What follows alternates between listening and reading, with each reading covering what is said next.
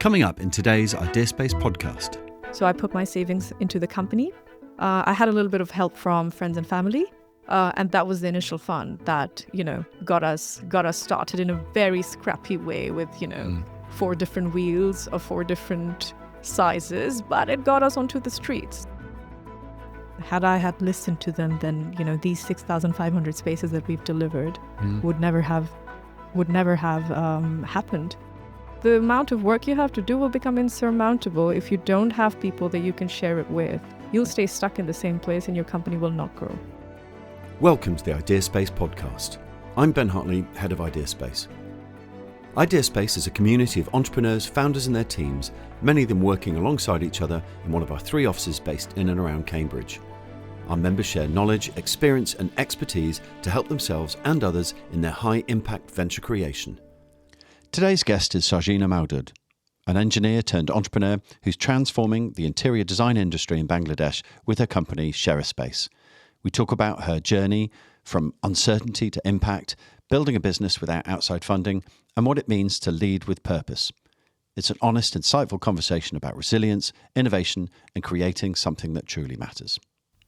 Sarjeena, welcome to the Ideaspace podcast.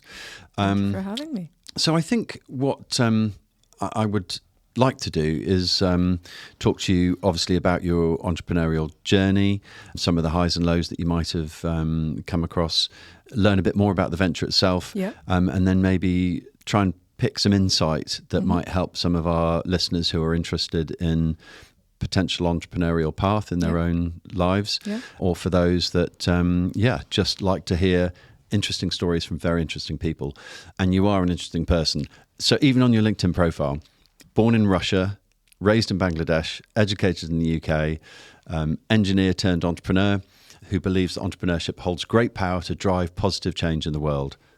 Yes, I mean, that's such a great statement. So what did you dream of or dream of becoming as a child? Does it look anything like how it turned out? No, not at all. I think as a child, for context, I was growing up in Bangladesh and I did my schooling in Bangladesh. And one very positive thing about the Bangladeshi society is that we're a collectivist society. So we're always, there with each other. I think the downside to that can be that sometimes things are decided for you. So I was a kid who was academically good. I was a kid who was always, a top performer when it came to education and studies and all of the STEM subjects and things like that. So I realized that in many ways it came to be expected from my family and from the people around me that I would go on to study some very specific subjects. So the choice for me there was to choose between medical science and engineering. Because I didn't have biology in my A-levels, I realized, okay, engineering is the path for me to take on. So no, at that point in time, I don't think I even understood entrepreneurship and whatever it could entail and what it could lead you on to do as a career path.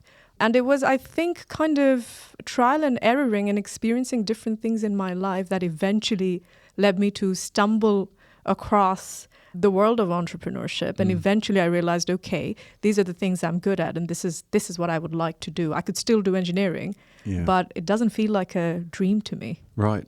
So you've gone into engineering. Now, clearly to go and then into business, is there a spark that happens back then, or is it just a series of events that led you there, or was it a moment? Can you? I would say a bunch of different things. I would say my academic so I did a bachelor's in computer science, master's in technology management at UCL. And one thing that I truly kind of held close to my heart from UCL was its motto, the engineering school's motto, which is change the world. And I would say that was in some ways a calling to go out there and do something that could potentially create a positive change in the world. And the other part of it was one thing leading to another. So in my quest to change the world without much knowledge of, what it entails, I moved back home to Bangladesh because I felt like there's possibility to create greater impact there. maybe because I was feeling a little bit more connected to the opportunities for development in Bangladesh as well. This is back in 2017 we're talking about. After moving back, I experienced interior design firsthand in Bangladesh because I was moving into a new home. And because at that time I had a bug in me already to do something innovative, to create and build something. And this is an experience that I had that I think created the foundation for me to enter entrepreneurship. I must add, I also worked for a little bit, for about a year, with a health tech startup. So I was working remotely from Bangladesh with a company that was based in Los Angeles. So that was also eye-opening for me as to how the entrepreneurial world functioned, and I would say that also added data points into my journey. Yeah, and it probably showed you that it's possible. When you see startups from the inside, you realise actually it's just a few people doing loads and loads of jobs, and anything's possible, and ideas are embraced and encouraged, and so it's quite an inspiring place to be when you're working in an early stage startup. So it's probably a good point here for you to tell us a little bit more about what the business is, what you do and where you're at now before we just jump back again. So our company is called Sheraspace, and it is the first company in Bangladesh to introduce online interior design. So what is online interior design? As simple as it sounds, we pair up clients with designers online to help them design their spaces from the comfort of their home. And we charge them a very affordable starting price of approximately £30 to be able to design a space. So what that ticket price did was it changed people's conceptions and perceptions about interior design by telling them that something that was previously considered to be such a luxury was now available and accessible to the mass middle class population. And when I say mass middle class population, I'm talking about approximately 40 million people in Bangladesh. That's the segment. That's not the entire population, is it? The entire population is about 165 million people. Yeah, that's incredible. It's incredible to think that the size of that market, that sort of middle class band is what is it, 3/4 of the UK? It is. It's a very densely populated country, which is why I think the very positive side to that is that there is great appetite for newness. There's a lot of aspirations and there's a lot of dreams. And there's also access to discretionary income within the middle class. And that created a ripe ground for Sheraspace to operate in and help people achieve their dreams in a way that was accessible, in a way that was affordable, but also in a way that cared for them. Because at the end of the day, interior design is something that's very personal to an individual. And we realize that even though this is a service that we're not charging them outrageously for, they still expect us to be there for them. So it became a responsibility for us to take care of them emotionally as well. We can get into that, as we speak and uncover that more. And so eventually we also launched into the B2B segment. So we do online interior design consultations for residences, commercial design consultations for startups and smaller companies. And we also do end-to-end interior execution because we eventually realized people come to us to get their spaces designed because they want to have it executed onto their space. Yeah. And so we, essentially we do everything to do with interior design. Yeah, amazing. And so you realize the market is there. You know the space that you want to inhabit in it. What's the first thing that you have to do or that you had to do in order to get this thing off the ground? The first thing was conversations, lots and lots of conversations with my co-founder, with potential customers, with architects, with existing players in the industry, and different people tell you different things. So it's also an experience of getting pulled in different directions and feeling a little clueless, and going ahead with it nevertheless.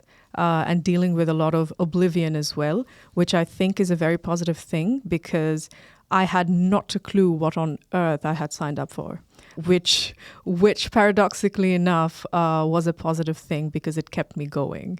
Had I known, I may have ended up a little bit intimidated had I known the things that I know now.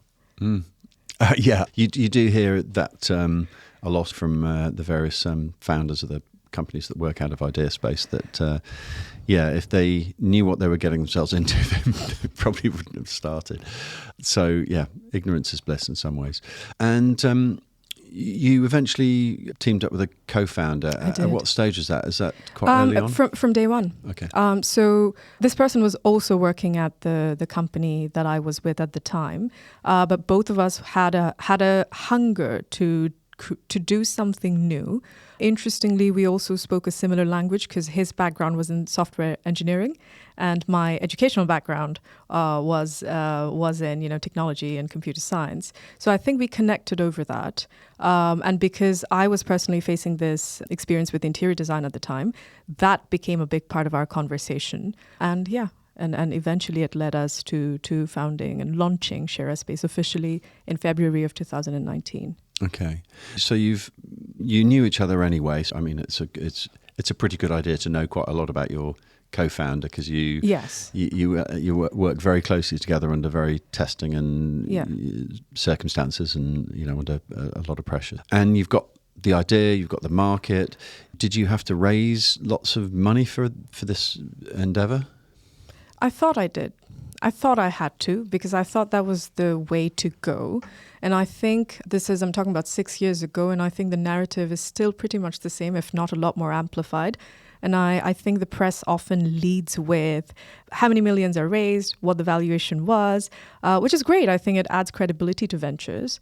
That got me believing that I had to go out there and do that as well and chase venture capital money. But I realized that I didn't necessarily need that money to grow the venture. Interestingly enough, that money came inbound toward us, but we resisted the opportunities to raise because of various different factors that I'm happy to delve into as the conversation unfolds. But going back to that point about raising initially, no, I burnt through my own money. So I put my savings into the company. I had a little bit of help from friends and family. And that was the initial fund that, got us started in a very scrappy way with, 4 different wheels of 4 different sizes, but it got us onto the streets. So yeah, great. And, when it's your own money and your own savings, there's an extra bit of motivation there to get things going. And not for a moment am I saying that founders who take investment from elsewhere aren't as motivated, but it's certainly, you feel it when your very own hard-earned money's put into it. You absolutely do. I think I resonate with your point there. I think motivation is different for different people. Yes, there's an author, Nassim Nicholas Taleb, and he's a very strong proponent of having skin in the game and the entrepreneur, being the risk bearer in various ways, in all the ways.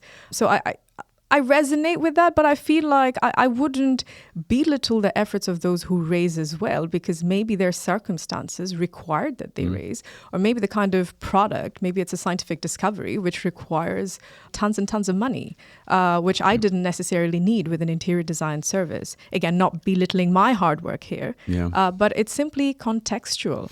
Absolutely right. And again, we house a lot of different businesses and lots of different sectors, and you're right, there are certain sectors that you can't go without a team and substantial sums of money, but for those entrepreneurs with very own ideas coming out of nowhere, I think it's good advice to say you don't think that that's the way that you have to go. Exactly. That's my point very much. And I would underline that and highlight that with a yellow highlighter to say it's not a one size fits all formula, and it's not the only path that you can build, that you can take on to build a successful company. So you first have to define what success means to you. I think that's the hard thing to do. And then you customize that to your offering, to your product. And so at what stage did the team grow? Because you've got, is it about 36? 36 people. Yeah. Yeah. Did you have to grow? Well, I suppose you couldn't necessarily grow quite quickly without the need for the money, or if you didn't need investment initially. But did you grow the team quickly, and did you have to? No. We grew the team slowly and organically. and as we garnered feedback and as per the response of the market. So it was me and my co-founder, and we started off with 2 salespeople and a 5th person who was a software engineer intern who helped us set up the website. So that's how we started. We realized, if we have to get anything off the ground, the product could be relatively half-baked, but you still put it out there into the real world and you gather feedback. And to do that, you need sales individuals. So that was the thought there. That entailed a lot of trial and error as well, because we did not necessarily have ready resources to tap into from the market. On the surface level, when somebody says Sheraspace, an interior design company, you could easily say, okay, there's hundreds of other interior design companies in Bangladesh alone, if not thousands. You could pick up resources from there, people from there, to help you do what you got to do. But internally, what we were doing is completely different to what was existing in the market. So we operated in a blue ocean space. Online interior design had never been done before. All the interior design companies that were existent in the market were working with customers who are in many ways at the upper end of the hierarchy. So that's a certain kind of sales relationship building versus us opening up interior design to the mass middle class who had never been served by this industry before. So that's, there's a lot of enterprising efforts channeled into that as well. And I would say we really, it took us a lot of trial and error, a lot of humbling feedback to eventually get to where we got to with 36 team members. Yeah, amazing. It's interesting, that point about getting the product out there in some form and building it through feedback. Again, I have to keep relating back to my own experiences with the companies at Ideaspace. We have a founders breakfast where we sit down with the founders in a Chatham House Rules type environment where people can talk very honestly and openly about issues and problems. Yeah. And it does come up quite a lot, this idea of, the thing isn't ready to release, especially if it's a online or digital type business. And there's always a feedback of just like, from the other founders, that is, just get it out there. Yeah. There's only one way you're going to know whether the market is right for the market, what the market actually want. There's so much you can do with market research, etc. But just get it out there in some formal fashion. Yeah. Get feedback, even if it's out there at a reduced rate, so people aren't paying paying the full amount, so that you can then start knowing what the pinch points, what people really want, and then you can get them. People investing their time and energy building the right thing rather than building the thing you think is right. Absolutely. So I actually see that as part of market research, because when you put your little baby out there, which you love so much, which is your offering, and you let people critique it, your baby improves, actually. But I understand and I completely empathize, having been through the process myself as well. It's incredibly hard to have this thing that you spend so much time and effort building amidst all of that uncertainty that you're surrounded with as well, to have that critiqued. So I understand why people want to take it to a point of absolute impeccable perfection. Yeah, and unfortunately lots of technical people, or in fact, from all, I was going to say, creative people are the same. I'm not labeling any. People are the same. But it's perfection. It's never there, and it's so hard. You see people just waiting. Oh, it's not just never quite right. It's not quite right. Still got to do this. Still got to do that. Unless you get it out there, you're just really never going to know. They're actually right, because there's so much you can do. And, knowing the technical side of it and working with so many creatives, I get the friction. They're both different worlds, but these people are same in many ways. I relate to both of them, and they are right. So one way to do that is actually validate their ask and then negotiate your way to getting that scrappy thing out there anyway. Were there any really unexpected turns early on, or do you think it went as you were planning, or as good as it could have done? It never goes as you're planning. It hardly ever goes as you're planning. I think now, 6 years on, I can say a little bit more confidently, relatively more confidently, that if we are making a projection, then maybe it'll go 70 to 80% according to plan. But then again, I feel like I'm basing it on past data points, and the future is always changing. So you need that forward-thinking mindset as well. So yeah, it doesn't usually go according to plan, which is, again, a good thing. Because if you accept that and you humble yourself to know that, okay, I can make errors and I'm not perfect, then what's going to happen is you're going to improve. And I think that's what the journey was for us. In fact, a great failure led us to creating the online interior design consultation. The company was at the brink of, extinction. And that's what led us to, turning around and doing something completely different, right, which shaped and changed the trajectory of Sheraspace going forward. Interesting. Can you let me know how it feels to get that first customer? How, when you know that people are wanting and paying for the thing that you're offering? Actually, no one's asked me that before. I love that question, because the minute you asked me that, I remember exactly the emotion that I felt in that moment. I felt a coolness, a calmness, a relief that, okay, this might just work.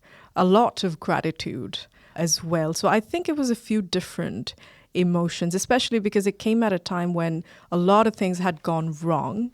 And I think resilience was not a muscle I had built at that point in time. I think now, as I look back on the journey, I've been through storms, I've picked up wounds, I've healed from them as well, and I've grown new muscles. 6 years ago, I didn't have those muscles. Poor little me, So... So it's a very overwhelming feeling in many different ways. Yeah. And then has there ever been a point, since then in the years afterwards that you just thought, okay, we're sort of safe. This is gonna be okay, or is it constantly, even now, still? Are you ever safe? No, good point. Again, it depends on your perception, the way you perceive the world. I'm a bit wary to use the word safe. Well, all of my team members are safe at Sheraspace, so I'd like to ensure them of that. It's a safe space. But I think if we start to think of ourselves as safe, we lose the things that we stood for, and we lose the things that we introduced into the market. I think because we had a very contradictory way of thinking about the market in context of the existing personality and the existing character of the interior design industry. And a lot of people had questions as well about the fact that neither my co-founder nor myself are architects or interior designers by background.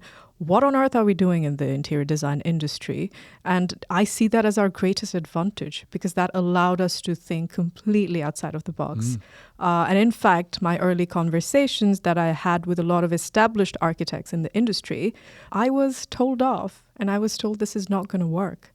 Had I had listened to them, then these 6,500 spaces that we've delivered would never have happened. So I think that gives me inspiration to never consider us to be safe, because then we become redundant and we become that which we, in some ways, I don't like the word disrupt, but for the lack of a better word, I'll say disrupt. Yeah. So I don't want to be negative talking about barriers, but we were chatting just before we were recording about the difficulties of, well, for us at IdeaSpace, we want to encourage more female founders. Yeah. But, across the world, you look at statistics of 20% of startup founders are women, and just 2% of venture capital went to female-only founders teams. It's a little bit more when you go for mixed-gender teams, but it's only about 15-17% of VC funding for those all-male teams. So... yeah, I guess I want to know if you experienced barriers, or, what difficulties did you face as a female founder, if you're okay to share those? Sure. I think I faced the difficulties, the general difficulties that the generic framework of difficulties that every founder goes through with.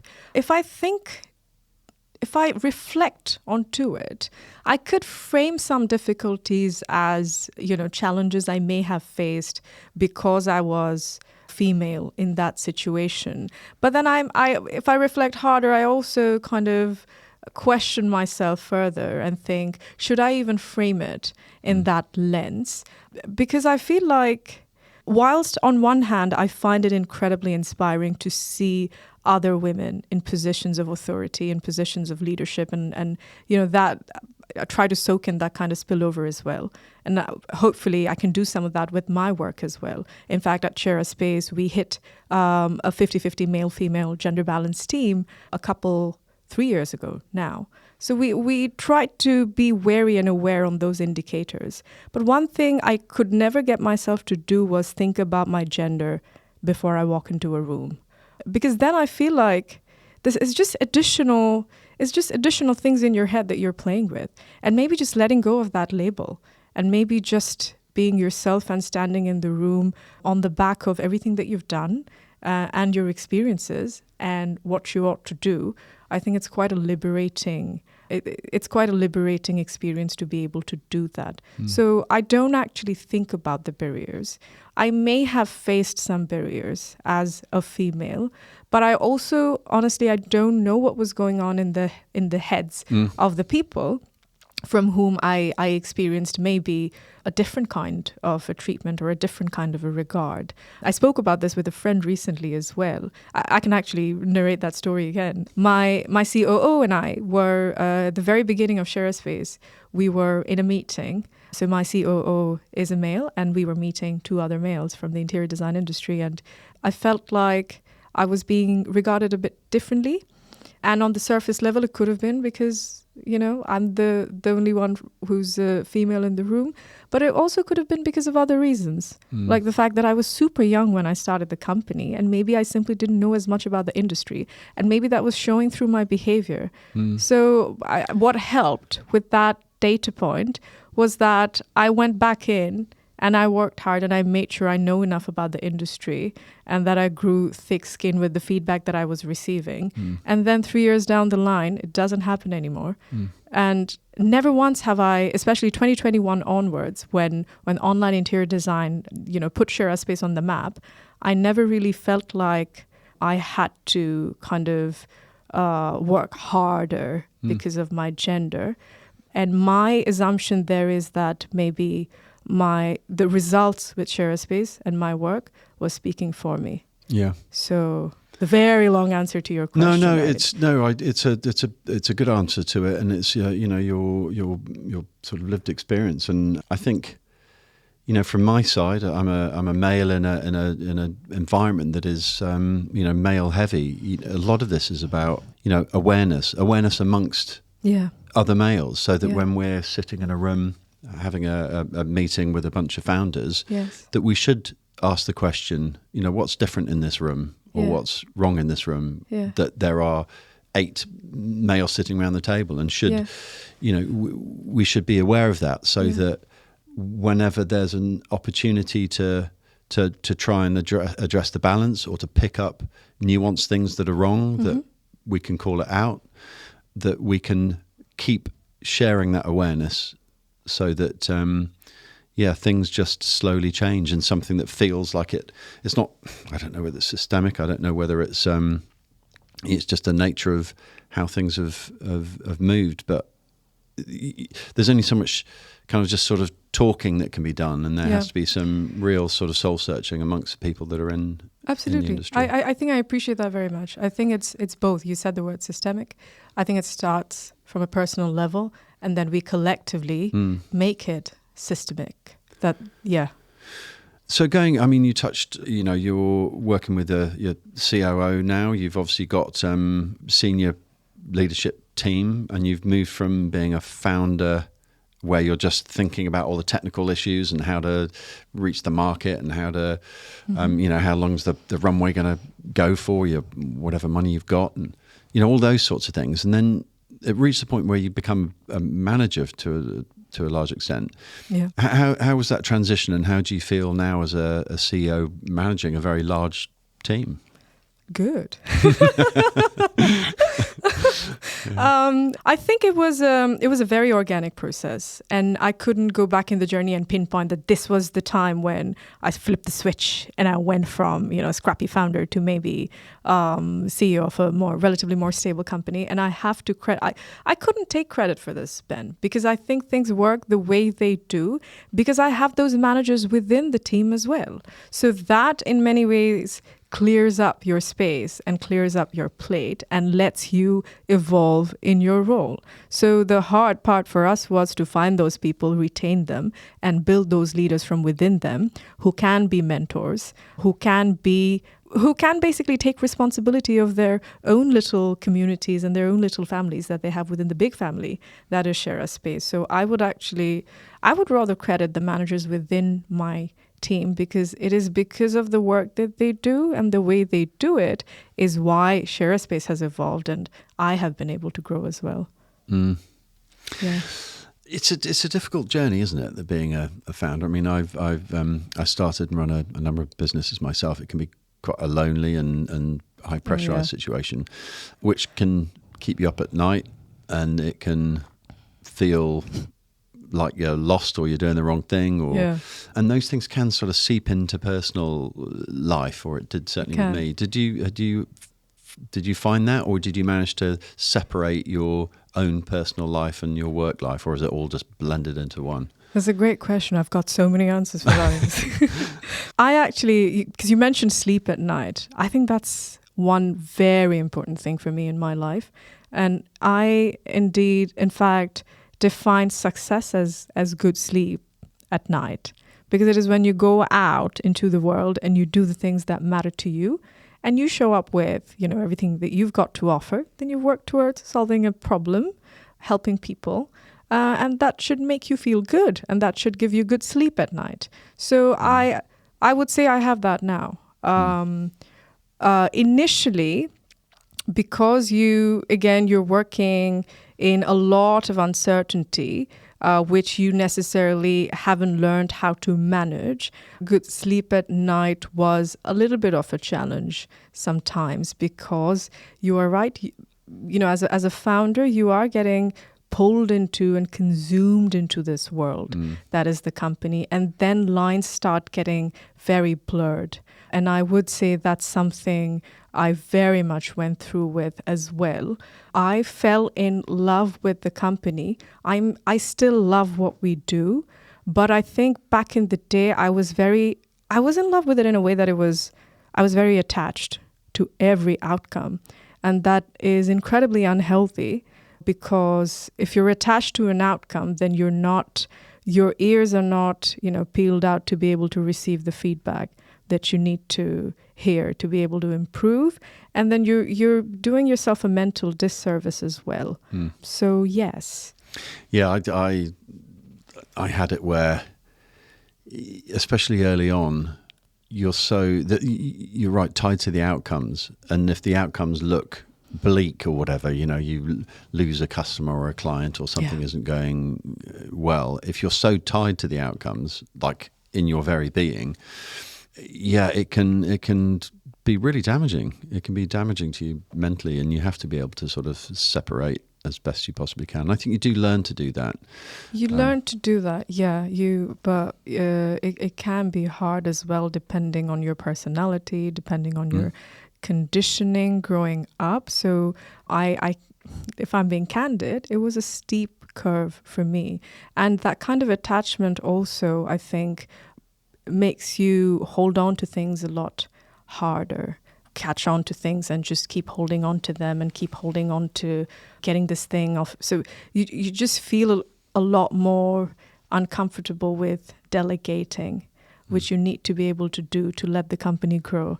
And you have to know that when you delegate, when you let somebody else take something on, they will have a different way of doing it. I appreciate that so much now. But I think the initial kind of very attached love I had in the beginning made it a little bit more difficult for me to appreciate other ways of doing things. So, yeah. That's such good advice. That's such good advice in terms of this. When you're doing everything yourself because you have to, because you're the only, one of a couple of people doing it. And then when you do start delegating and giving these things out, it's really hard. It's so hard because it's been your entire life that small, whether it be a technical aspect, or whether it be a marketing or the branding of it or whatever, which, often you're doing yourself. It is hard to start giving it away. But you're right, there's probably this critical mass that it grows to a certain size or a certain team number, and then it's just like, okay, this is now going on itself. You're just riding the... If you don't do it, sorry to interrupt you there, if you don't do it, it will leave you. If you don't let go of it gracefully, it will escape you. So better let go of it gracefully, and have a nice experience through it, because as the venture grows in size, it will, the amount of work you have to do will become insurmountable if you don't have people that you can share it with. You'll stay stuck in the same place and your company will not grow. So what's next for the company? What's the sort of next big thing, if you're the certain things that you're allowed to talk about? I don't know, but one of the good things about not having, I wanted to say financial master. There you go, I've said it. Not having a financial master is that there's nobody decides for us what we're allowed to say or what not. So I'm a free bird. So the next step essentially is taking on more of the market. I think we realize now that we've got a good thing going, but there is so much more to do because we're barely scratching the surface. I've told you about the size of, given you an idea of the size of the population and things like that. With us being at, over 6,500 spaces, I think we're actually a little bit more than that, but because we haven't officially announced that, I'll go with 6,500. It sounds like a good number, but it's also, barely scratched the surface kind of stuff. So it's about growing that number, and it's about staying true to our purpose. The big overarching goal, so our mission is democratizing interior design, making it accessible to everybody. And the vision there is to make Sheraspace and interior design synonymous. So Sheraspace as a synonym for interior design. When you think about interior design, you think about Sheraspace. And, where I draw meaning to that as well is the word Shera means best in Bengali. So every space we design, we aim to deliver the best, hence creating a Sheraspace. So, bring out the best of every space. I love that. That's certainly going to be not beyond your reach from what you've achieved so far, for sure. Looking back at the that last stage, what's been the most enjoyable part of Sheraspace and the journey? What's given you the most joy? I think as an individual, I'm a people person. Life is about people to me. So the work that I do in many ways, it is about the people that I do it for and the people that I do it with. So it's the impact that Sheraspace has. For example, of course, the impact that we have in people's spaces. And when we hear them talk about, what we were able to do for them and how this is playing a key role in their daily lives, because this is a space that they occupy. This is the space that they reside in. And we get to be a part of their lives every single day.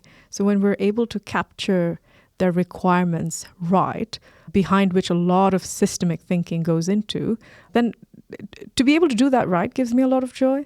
If I talk about my team members, to be able to see, us supporting all of these people who are supporting us with their work. So it's we are a family that's working together to bring out the best of every space.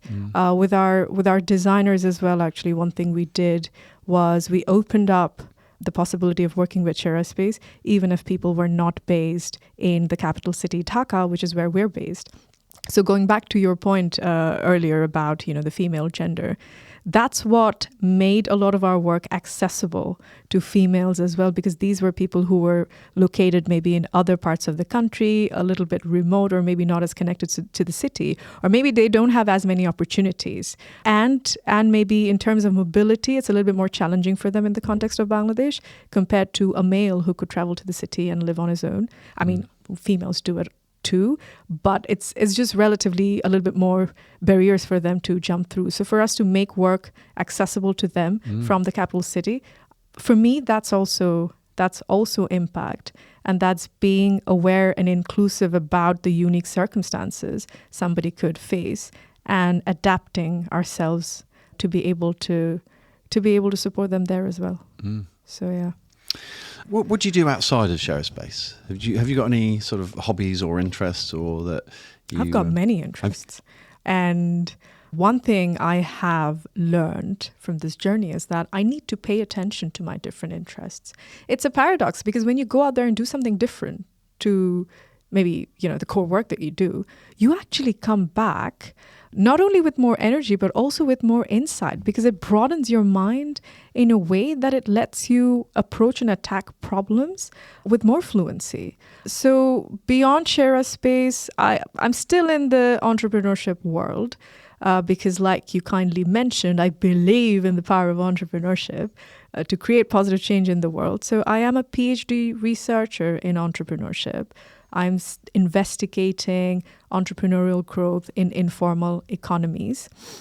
And the other hat that I wear that I really enjoy and love as well is that of an entrepreneurship advisor or mentor to young companies, to startups, and to aspiring entrepreneurs, helping them take their ideas from conceptualization to commercialization. I do some of that here in Cambridge as well, but also across London. So that's an opportunity to really mingle with, help, but also learn from very global-minded, ambitious individuals with an entrepreneurial spirit. It would take a whole nother podcast to talk to you about that side of that side of your life for sure. I mean, it must be very satisfying being able to now be at a point where you can pass on the lessons learned, because the best lessons come from talking about failures and difficulties you've had to other aspiring founders, but also in an academic sense, learning about entrepreneurship and how. So what was the title of your PhD? So the focus is entrepreneurial growth in informal economies through the lens of institutional interfaces. And you're right. We're going to need a few more podcasts to be talking about this. Given as I got a few years to arrive at the answer to this, maybe I'll catch up with you once the PhD is done. Yeah, that'd be great. On this. So basically, when we think about institutions, we think about state level support legislations and rules that are put in place to essentially create more entrepreneurship and entrepreneurial growth, as is agreed across the scholarly community, is a significant force for economic development. But the institutions that I'm interested in is the informal institutions. So when we look at, let's say, in a rural context, people operate in and abide by certain socio-cultural norms. So these are normative and cognitive forces that they're abiding by, which are not necessarily formally enforced by a legal or legislative authority, but this is the way they operate. But that becomes their own kind of an informal institutional environment.